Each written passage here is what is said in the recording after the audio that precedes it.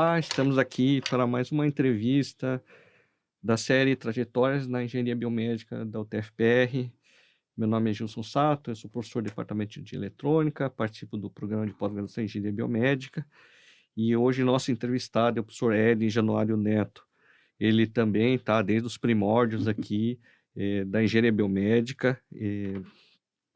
Ele também trabalhou no Departamento Acadêmico de Eletrônica, depois no programa de pós-graduação em Engenharia Elétrica, Informática e Industrial, e depois ele passou a ter uma grande atuação na gestão e acabou ele sendo o primeiro reitor da UTF-PR quando ela se transformou, né? Quando ela passou do Cefet para o UTF-PR.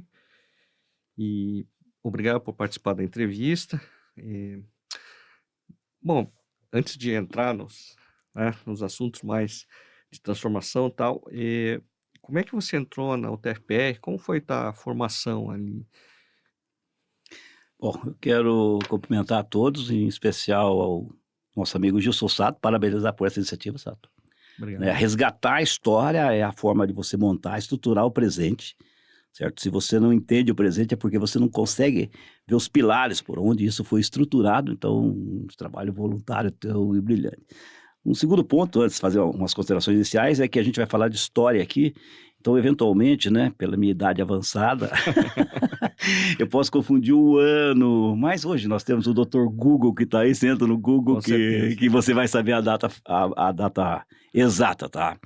Bom, nós vamos resgatar uma história de 45, nós estamos chegando quase a 50 anos atrás, e como eu vim parar aqui na Escola Técnica Federal do Paraná, até uma questão curiosa de atratividade da escola técnica. Eu sou um VIP, eu vim do interior do Paraná, né? E eu sou de Santo Antônio da Platina, minha família, meus pais foram professores lá, e eu vim estudar em Curitiba, né? E a marca da escola técnica era a capacitação e o emprego.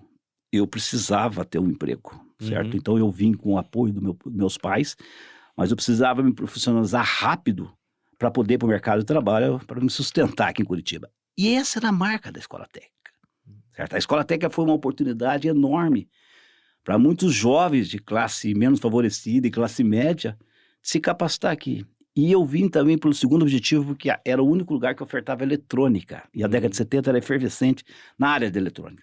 Então, esses dois pontos me trouxeram à Escola Técnica Federal do Paraná, certo? E aqui eu entrei em 1977, como aluno do curso de Engenharia Operacional Eletrônica. Eu entrei em 77, no ano seguinte a instituição passa a Centro Federal de Educação Tecnológica, nosso glorioso Cefet, num projeto fantástico do governo federal, certo? Inclusive o professor João Augusto, nosso professor aqui do PPGTE, foi um dos pilares, o coordenador desse projeto, um modelo muito interessante.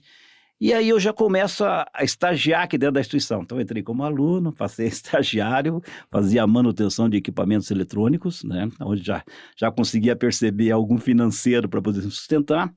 E ali eu fui auxiliar de ensino, professor do curso técnico, professor da engenharia, depois professor do mestrado, certo? E aqui eu passei praticamente toda a minha vida profissional, certo? Exceto pequenos estágios em empresas que eu fiz antes de entrar aqui como bolsista estagiário, certo? A minha experiência toda, ela é dentro dessa casa. E aí já vai um primeiro agradecimento, né? Aqui eu fiz amigos, aqui eu fui pai, aqui eu fui gestor, mas aqui eu passei uma vida. Então é uma gratidão enorme, certo? Mas o atrativo aqui, porque eu vim fazer vestibular aqui, porque aqui eu ia ter uma habilitação técnica, e eu ia ter um emprego. Era isso que me visou, vir aqui. Entendi. E aí depois você acabou indo fazer mestrado também, tudo. Como é que foi isso aí? E aí a instituição tem muitos acertos, né? Ela, obviamente tem seus erros, mas como ela cresceu muito, certo? O número de acertos foi muito maior que o dos erros, Gilson.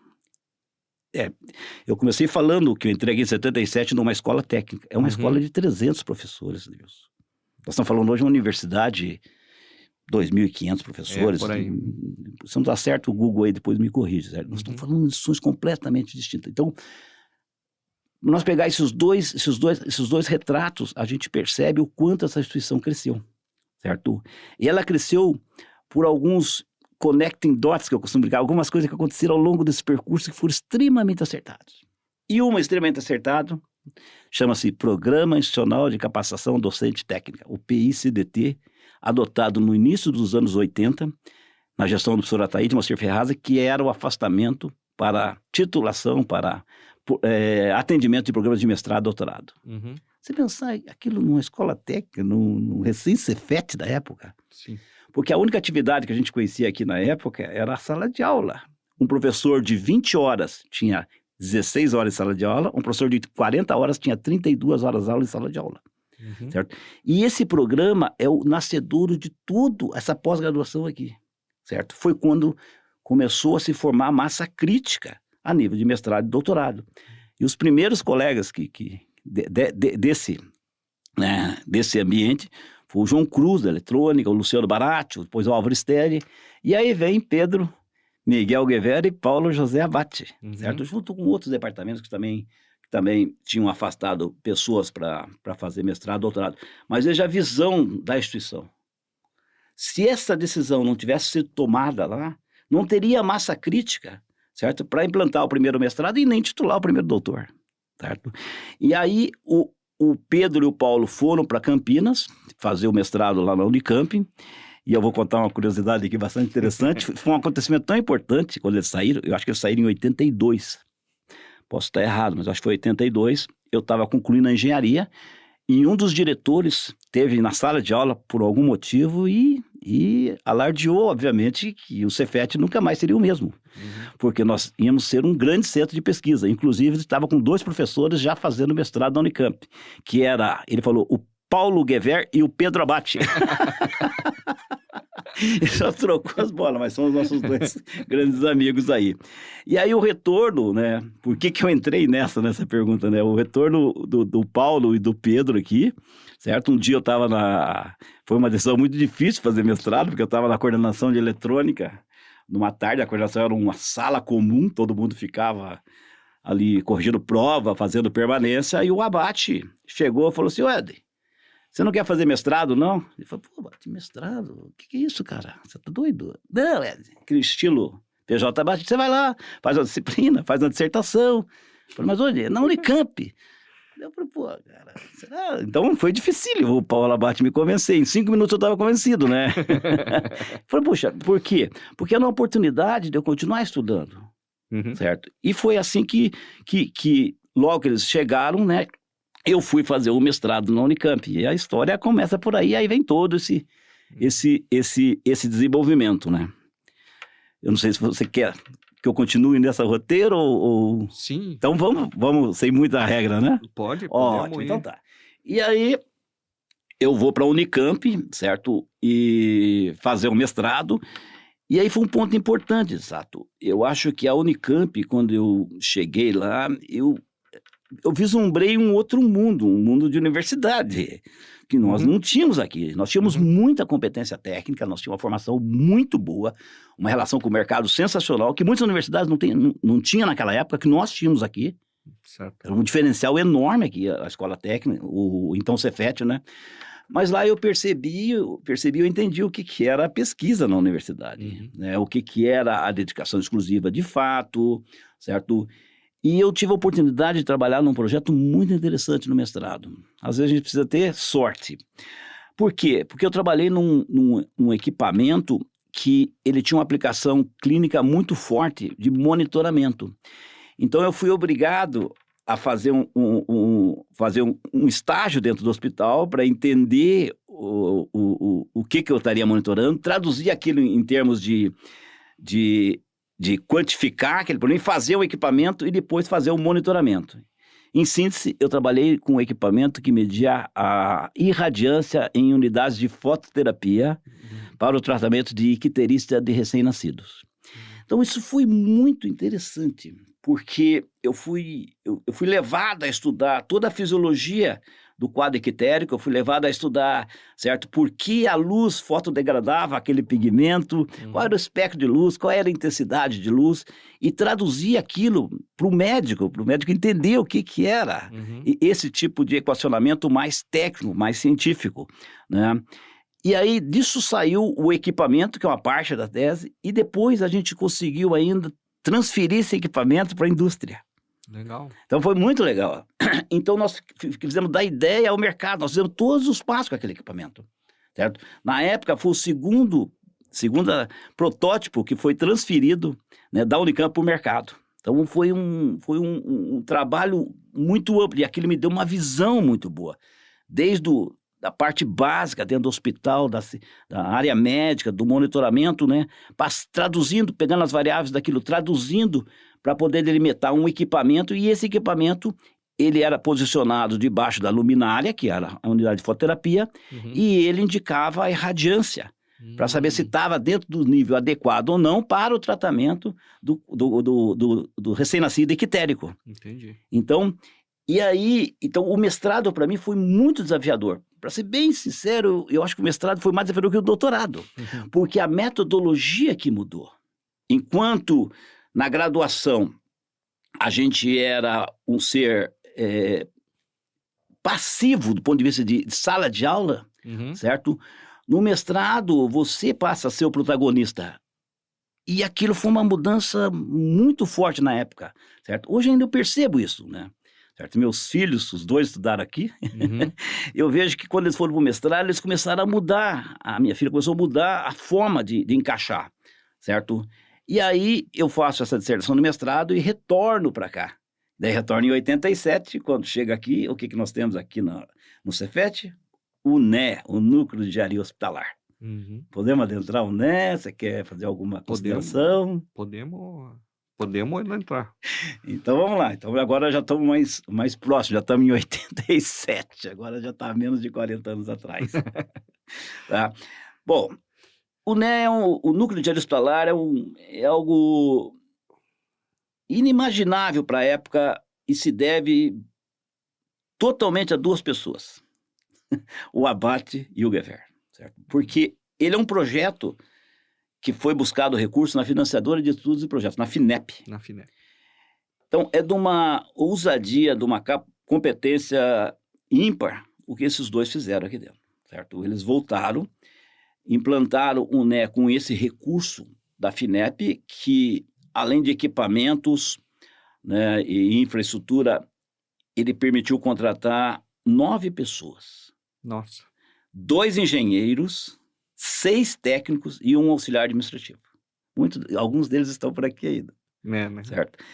Bom, e a FINEP, no começo, ela bancou esses salários, certo? Daí, o Cefet da época permitiu o uso de uma sala lá na parte de baixo da eletrônica, que era a Diretoria de Relações Empresariais, o térreo dali, certo? Veja que não tinha onde posicionar um núcleo de pesquisa, certo? E posicionou dentro da Diretoria de Relações Empresariais, porque não existia coordenação diretoria de pesquisa, nem coordenação de pós-graduação, não existia isso. E o NE começa a fazer algo que não se tinha visto aqui dentro ainda. Por exemplo, o NE tinha recursos do Conselho Estadual de Ciência e Tecnologia, o antigo Concitec, que é o vovô da Fundação Araucária aí, certo? E recursos, e aí foi feito medidor de corrente de fuga, foi feito vários equipamentos de fisioterapia, foi feita uma incubadora, foi feita uma central microprocessada para fototerapia, com recursos do Concitec, do Estado. Então, começa a ter dentro a gente começa a perceber, começa a conviver com atividade de desenvolvimento.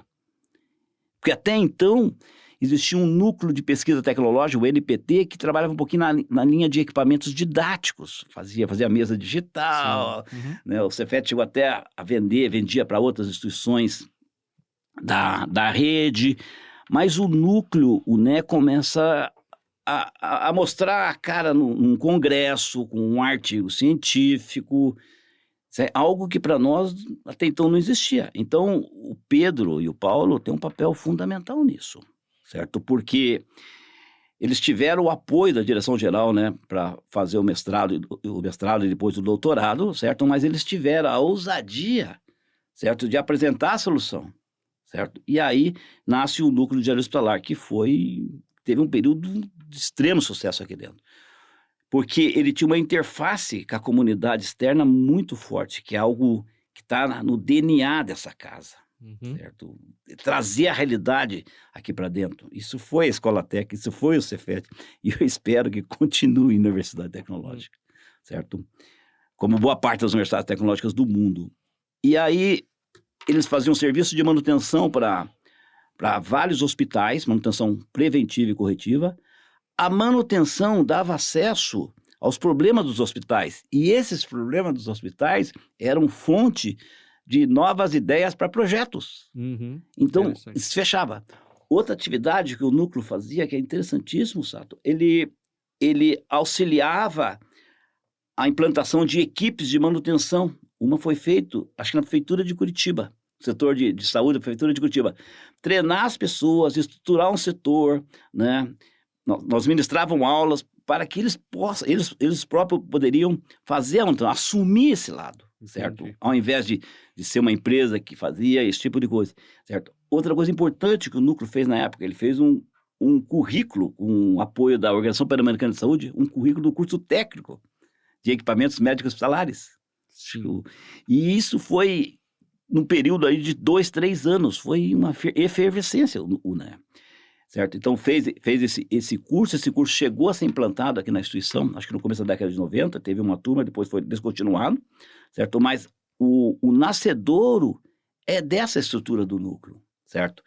Quando já mais para o final da década de 80, em 87 eu acho que o Abate sai para o doutorado no Japão, eu acho que em 88 o Pedro sai para a Inglaterra e eu fico no núcleo, certo? Até 90, quando eu saí para o doutorado também, certo? Então foi um período que surge dentro da instituição algo que, além do ensino, algo que você poderia ter tempo, né? Você tinha dedicação para fazer uma atividade de pesquisa, uma atividade de busca, uma atividade, né, de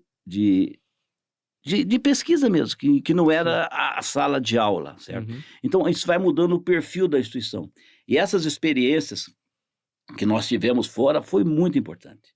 Embora a raiz, a gente conhece muito bem essa estrutura, porque nós somos alunos, nós somos raiz aqui dentro, né? Certo? Quando você vê outras verdades externas, você consegue adaptar essas verdades para a sua realidade. Então, de toda a trajetória desses últimos 50 anos, certamente o programa de capacitação implantado e defendido pelo professor Ataíde Moacir Ferraz, no começo da década de 80, foi decisivo para essa instituição. Criou as bases para que fossem formadas pessoas que iriam desenvolver essas iniciativas, né? Veja, então, se isso nós estamos falando em 86, que foi, né? 87 já nasce o programa de pós-graduação em informática industrial, que é um programa de especialização, financiado pelo governo do estado, através do CITIPAR, em que tem como participante as 3 instituições aqui, a Federal do Paraná, a PUC e o Cefet. Olha que legal isso aí. Então, já entra na área de informática industrial, certo? Já entra junto com essas instituições. Nós éramos há 10 anos atrás, se olhando naquele tempo, nós éramos a escola técnica. Sim. Veja que passo. Essas instituições já eram portentosas, já eram grandes essas instituições. Sim. Então, o nosso gap, a nossa distensão foi muito mais dolorida, porque foi muito mais forte. Era muita coisa para a gente fazer em pouco tempo, para poder chegar. Então, a gente vivia com a água. E aí, tem o financiamento do Estado, acho que o Abate falou sobre isso, né? E depois que termina o curso de especialização, certo? A estrutura, grande acerto também. A direção-geral do Cefet, pena que o professor Ataíde não está mais conosco aqui, o professor Ataíde. O professor Ataíde absorve essa estrutura aqui dentro do Cefet. Que sacada, né? Foi. E banca isso. Certo? Quando o professor Ataíde faz isso, pega o último andar aqui do bloco C, eu acho, antigamente, hoje tem o D, né, que é o último, é do bloco C, e ali ele implanta o primeiro programa de mestrado. Em 82. Então, o chamado, antigamente era chamado CPGII, acho, depois virou CPGEI, certo? Então, essa decisão da direção geral foi fundamental. Então, o CPGI nasce de forma estimulada, certo? Por quê? Porque foi o primeiro, não tinha outra forma, Sim. não existia massa crítica. Ele não nasce do departamento, como hoje, por exemplo, o departamento de informática de determinado campus, né, já tem base, já tem titulação, e se formam os programas dali. Aquele não, esse foi estimulado, certo? Foi incentivado, foi fomentado, certo? E aí pegaram o bloco C, o último andar, daí tinha sala para professor, escritório, era uma inovação, ninguém tinha escritório. Como assim escritório? A gente tinha uma sala para todo mundo. Sim, salas comuns, né, para todos. Para todos, né, Gilson? Por quê? Porque o perfil estava mudando, então estava doendo, porque estava distendendo.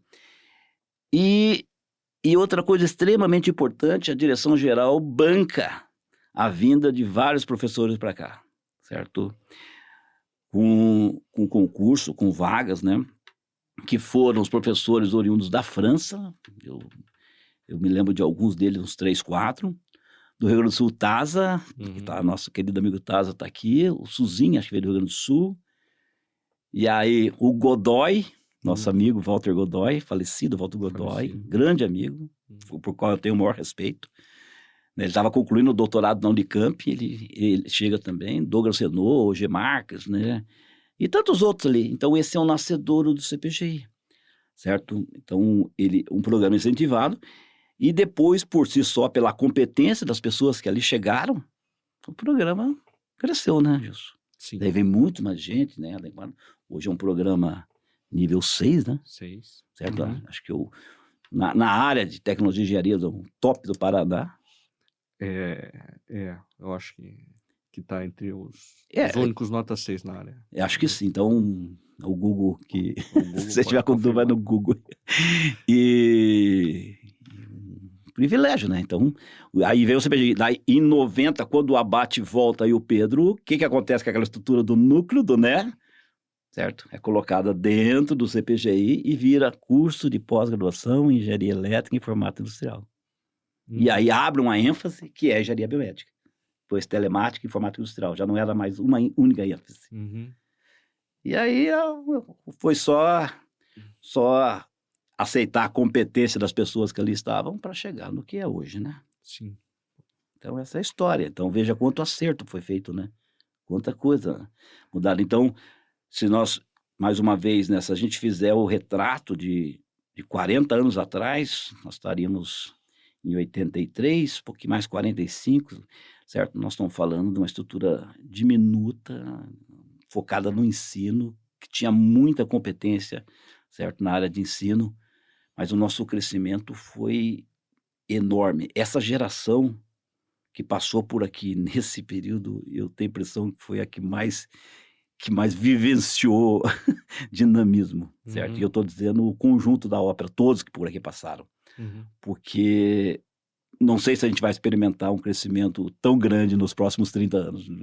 Eu acredito que não. Não sei dizer. Foi muito grande.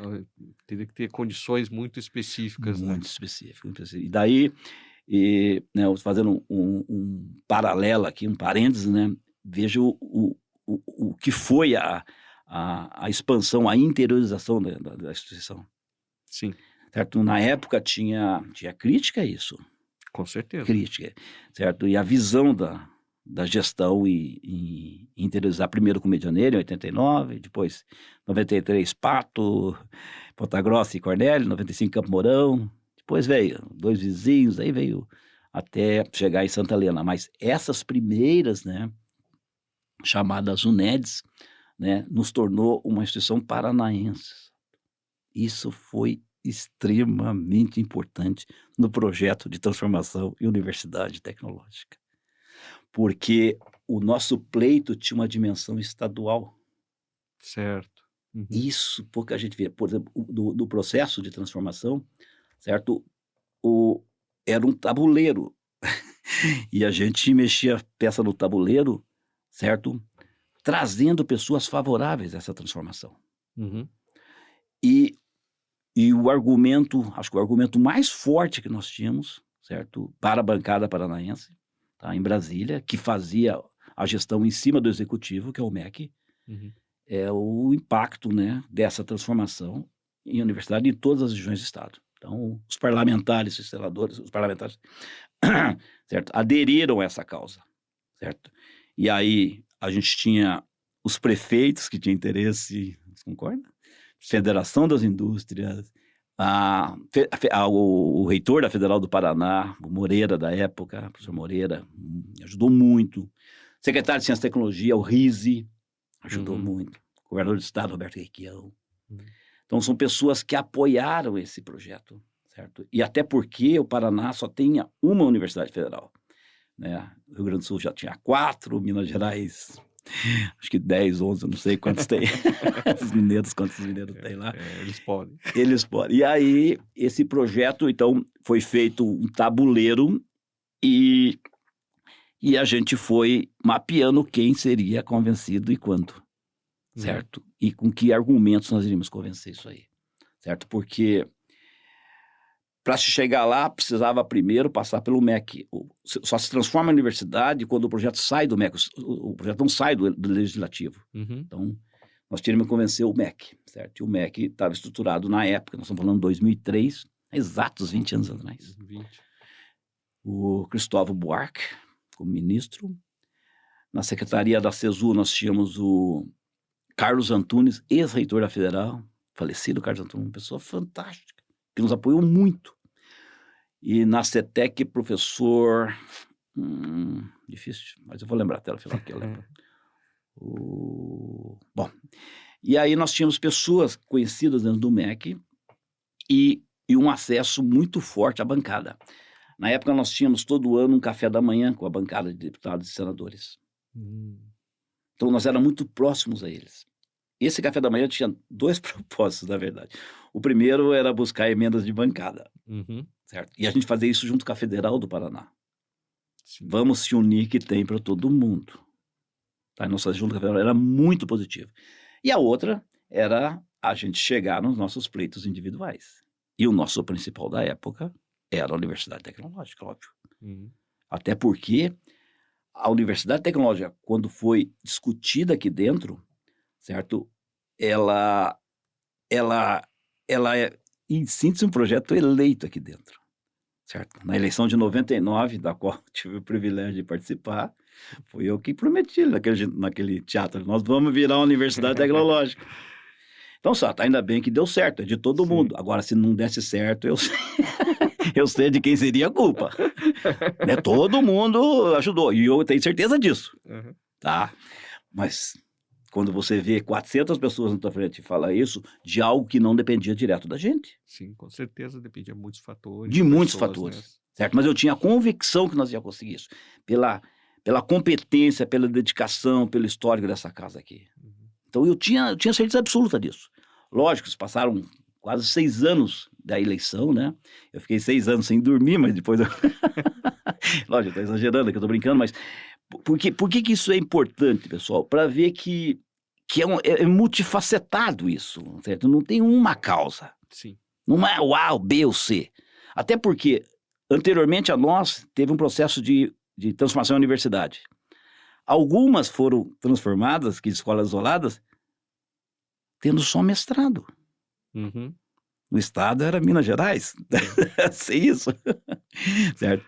E hoje, falando em Minas Gerais, hoje nós temos instituições em Minas Gerais, por exemplo, nosso querido Cefet Minas Gerais, que está há anos pleiteando a transformação da Universidade Tecnológica e não consegue, embora tenha posicionamento muito forte na pós-graduação, tem mestrados, tem 4 doutorados, então o problema é bastante complexo, então... É uma série de condições de contorno que você tem que administrar e não necessariamente vai dar certo, fato. A gente não tinha essa garantia. Sim. Então, é algo que foi muito positivo para a gente, muito positivo, extremamente positivo, certo? Eu vou elencar um pouquinho adiante, mas é um projeto que nasce aqui dentro.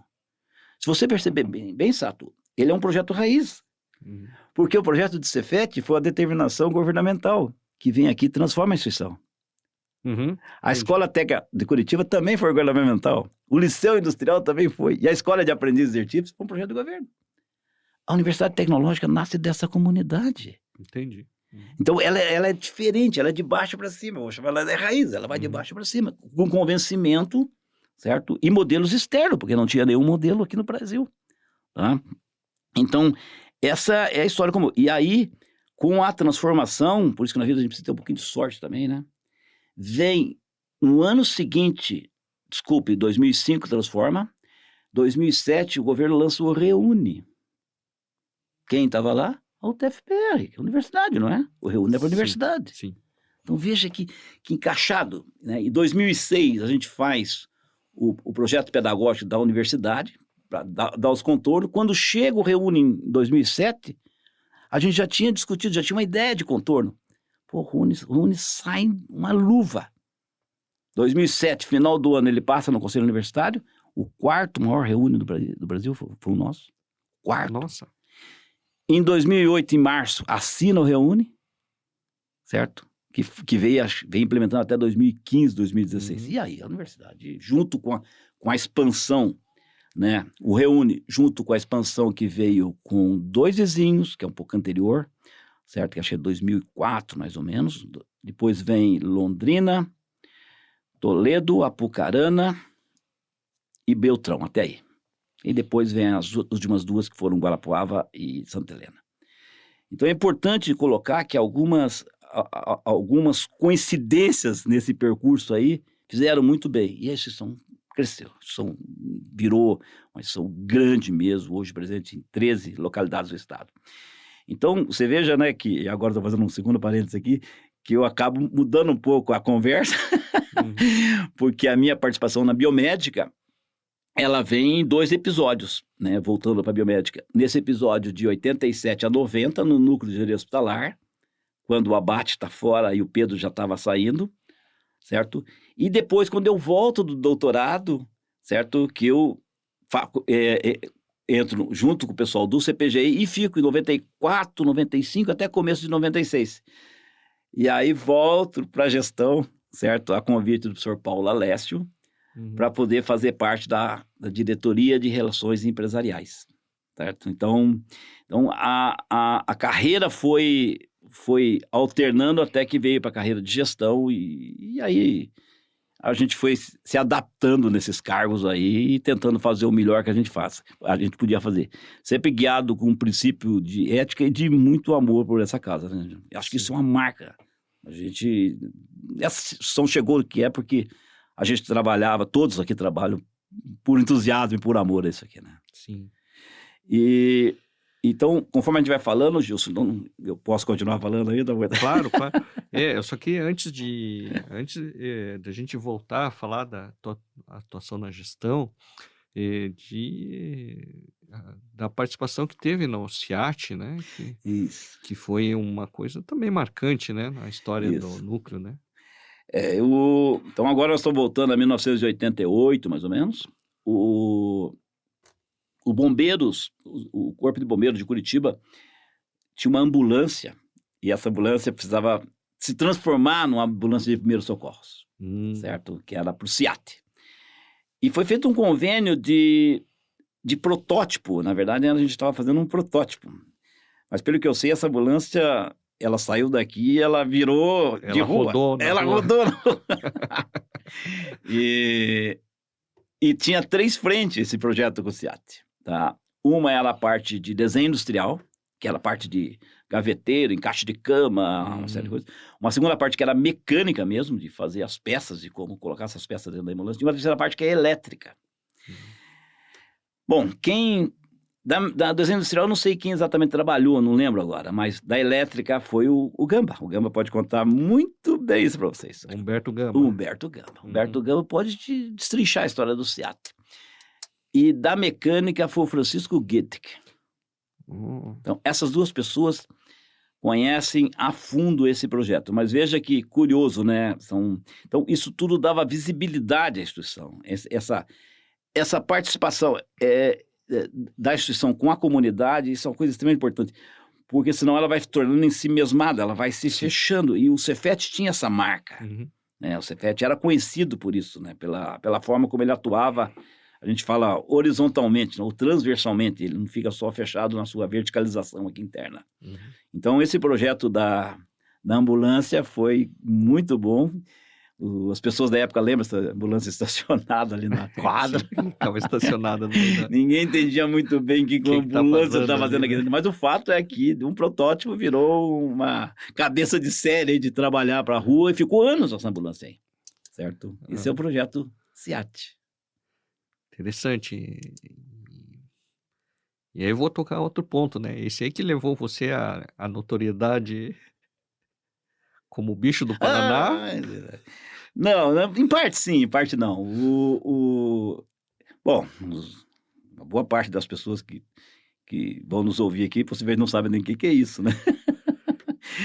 O Bicho do Paraná era um programa financiado pelo Bamerindos. Bamerindos era um banco paranaense e ele foi extinto no governo do FHC, então final dos anos 90, possivelmente. Ele foi incorporado pelo Itaú, possivelmente. Foi por um outro banco grande, não lembro. Pelo HSBC, não foi? Foi comprado pelo HSBC. Pelo HSBC. E ele, por ser paranaense, né, ele tinha esse programa chamado Bicho do Paraná, em convênio com a Rede Globo, que era destacar algumas pessoas paranaenses que estavam fazendo, segundo os critérios deles, né, um trabalho relevante. E aí, o núcleo, o NE, certo? Ele tinha muita visibilidade externa por conta desse trabalho com o hospital, né, desse trabalho com a ambulância. A gente tinha muita matéria em cima, porque era algo novo, algo que mostrava a escola, a empresa, o hospital, o paciente, dava um caldo bacana isso, certo? Sim. E eu trabalhava um pouco com o Hospital Pequeno Príncipe, né, auxiliando no monitoramento das unidades de fototerapia. Então, isso deu um apelo interessante, isso despertou o interesse do programa do Bamerindos, com esse Bicho do Paraná, porque a gente fazia um monitoramento no Bamerindos, então tinha criança envolvido, tinha médicos, né, tinha a população em geral, né, tinha uma instituição de ensino aqui dentro dando suporte, fazendo equipamento, certo? E isso aí o Bamerindos acessou a gente dizendo que achava muito interessante esse tipo de articulação em que você possa ter engenheiros misturado com médico, né, instituição de ensino misturado com hospital, né, onde benefício é a sociedade. E aí foi feito a homenagem aí do Éden Bicho do Paraná, né? Tá no YouTube, quem der uma ligada no YouTube vai achar. Isso aí é de 89, 90. Eu assisti na TV. Assistiu na TV? Eu assisti na TV. E era interessante, eu tenho que admitir que era interessante, porque como era na Rede Globo, né, da época, ela... Dava visibilidade. Nossa, uma visibilidade absurda, entende? E passava antes do Jornal Nacional, que tinha sei lá, eu sei que ficava um mês no ar aí, certo? E foi uma fase de artista ali, que não deu muito celebridade, mas bacana, então teve outros aí do estado aí, então bacana, acho que um programa que valorizava o pessoal da terra aí. Que bom que você lembrou disso aí. Não é algo... Lembrei porque eu assisti quando estava aqui estudando, né? Você era aluno aqui, Sandro? Eu era aluno aqui. Você estudou, você fez o técnico aqui? Eu fiz o técnico e depois fiz engenharia, então... Agora eu virei o entrevistador teu agora. Fez técnico em engenharia, depois fez mestrado, doutorado aqui? Mestrado, mas doutorado fora. Tá. Você fez em Compiègne? Fiz em Compiègne. Desculpe aí quem está escutando aqui, mas agora fiz em Compiègne. Que bacana. Desculpe. Bom, o seu mestrado na Unicamp, então, aquela experiência que levou você a ir mais para cargos de gestão ligados a relações com empresas, ou já era uma coisa que você já tinha antes, em função da atividade que você fazia aqui?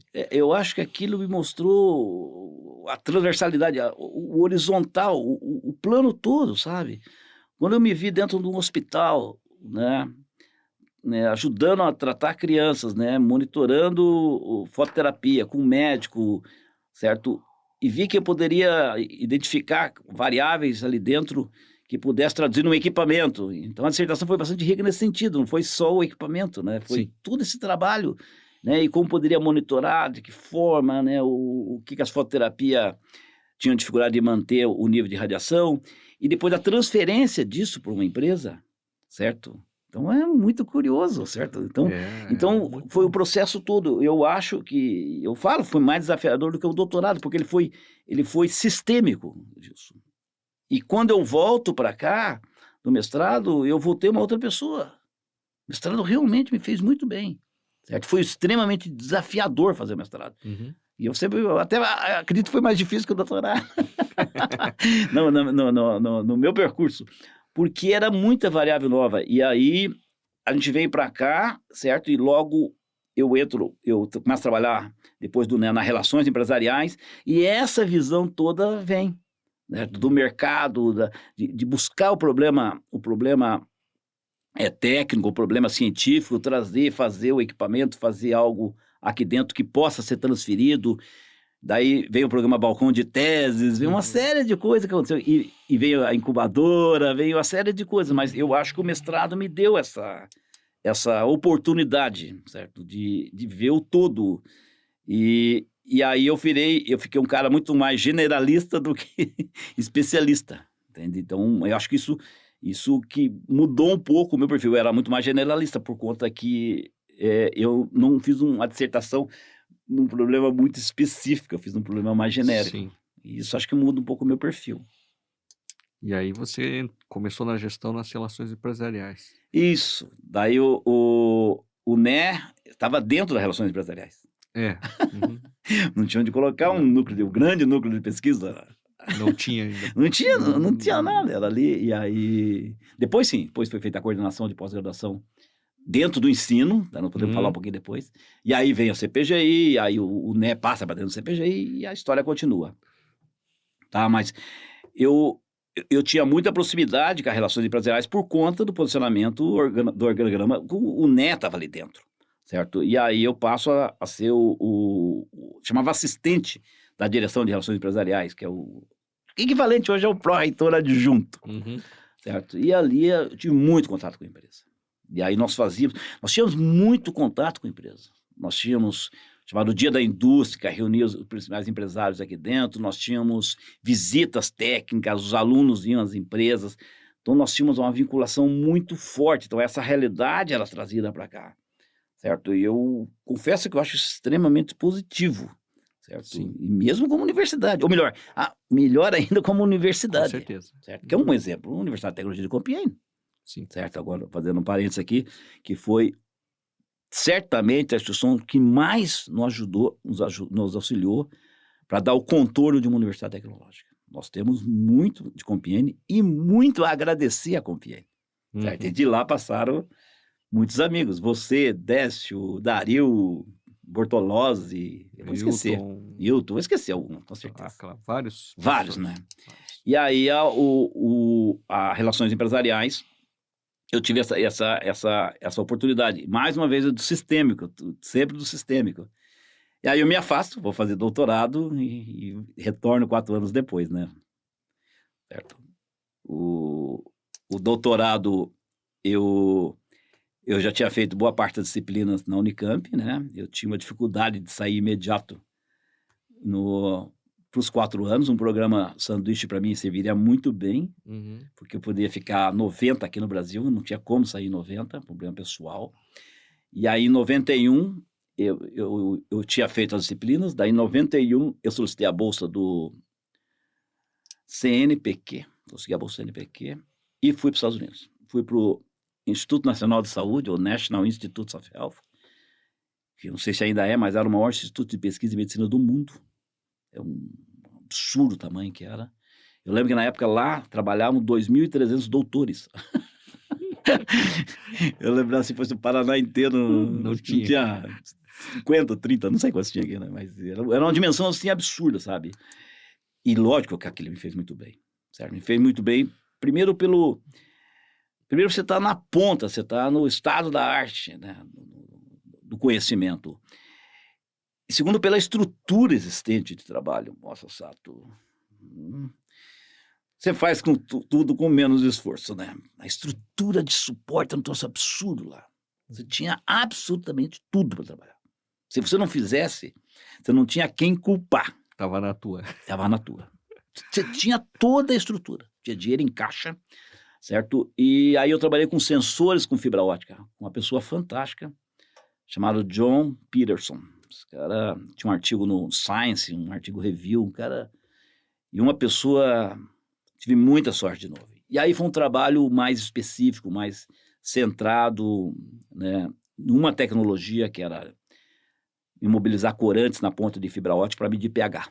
A gente media pH de esôfago e de estômago. Foi uma experiência que me deu a dimensão de mundo, me deu uma dimensão internacional, me deu a tranquilidade de perceber que o mundo é plano. Se você está aqui, está lá, entende? E que as pessoas...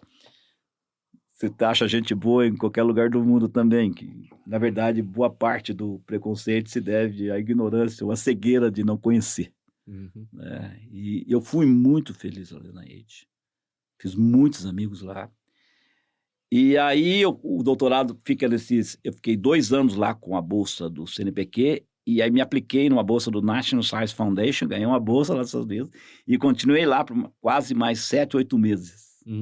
E aí voltei, quando eu volto para o Brasil, eu já tinha a tese de doutorado pronta. Aí eu retorno, defendo na Unicamp e retorno à velha casa, lógico, né? Daí vem em 94 para cá, se junta ao CPGI, né? Certo? E ali fico em 94, 95 a pleno. Daí fiz orientação de algumas teses, dissertações de mestrado, né? Participei de alguns projetos de pesquisa com indústria de novo, buscando dinheiro, buscando fomento, buscando recurso, né? Então, ter minha parcela de contribuição, embora diminuta, certo? Mas é minha parcela de contribuição no CPGI. E depois volto de novo para a área de gestão. E aí a coisa vai escalando, então, Vai. depois disso. E aí é difícil você dizer não, por exemplo. O Paulo Alessio assume em 96, né? O Paulo me chama e conversa se eu teria interesse em assumir a diretoria de relações empresariais, certo? A hora que eu já tinha trabalhado anteriormente por conta do NE, certo? Então, por exemplo. E eu aceitei, né? E foi muito bacana também, certo? Nesses anos aí da gestão do Paulo Alessio, certo? Tem acontecimentos marcantes aí. Eu vou elencar um da diretoria e outro da gestão do Paulo. Nesse período, nas relações empresariais, a gente inaugura o programa de empreendedorismo, o programa Jovem Empreendedor. Lembra disso, Jesus?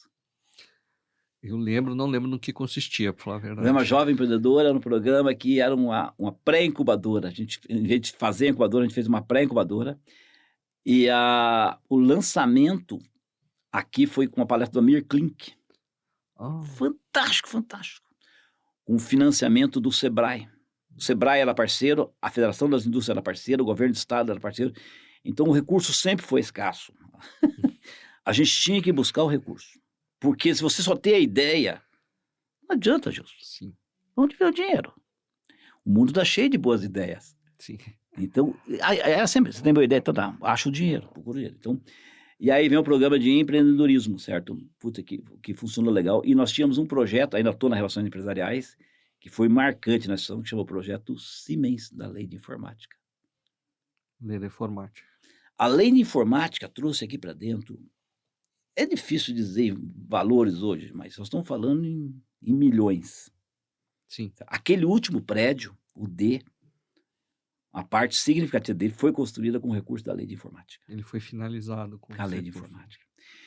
E aí, com o projeto da Siemens, nós tínhamos umas 4, 5 equipes fortíssimas trabalhando. Certo? Douglas Renault, Milton Borsato, Godoy. Tinha mais pessoas. Desculpe, eu esqueci alguns aí, que eventualmente vai escutar isso aqui. Pô, o Eden nem lembrou de mim. Perdão. E foi um trabalho maravilhoso com a Siemens. Era algo que destacava essa instituição. O projeto Siemens destacou essa instituição, trouxe recurso, deu visibilidade, né, fazia projeto com empresa, e isso era muito bacana. Então, isso por um lado.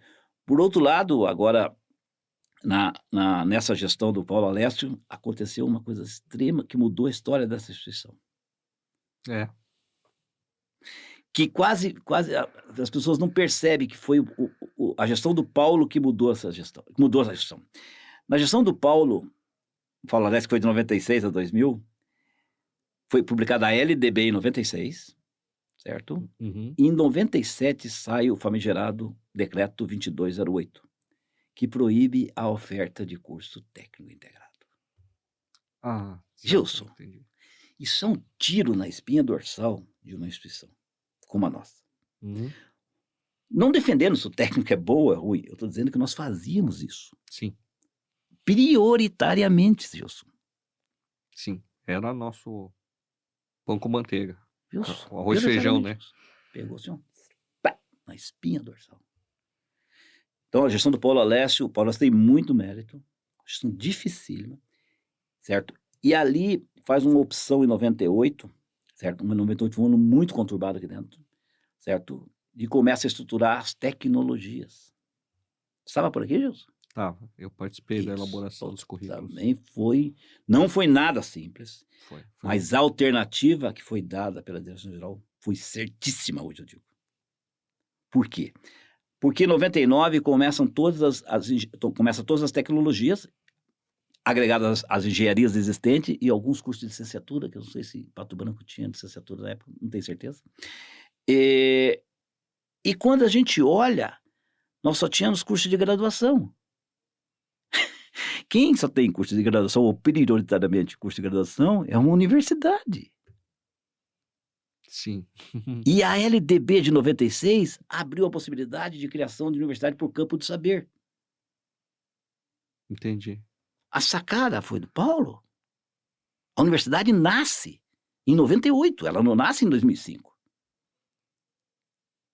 Interessante isso, não? Interessante mesmo. Porque a impressão que dá é que nós acordamos um dia e agora vamos ver a universidade. Por quê? Porque eu quero ser universidade. Não, eu honestamente nunca tive essa visão. Né? E essa é a lógica. Então, começou nessa...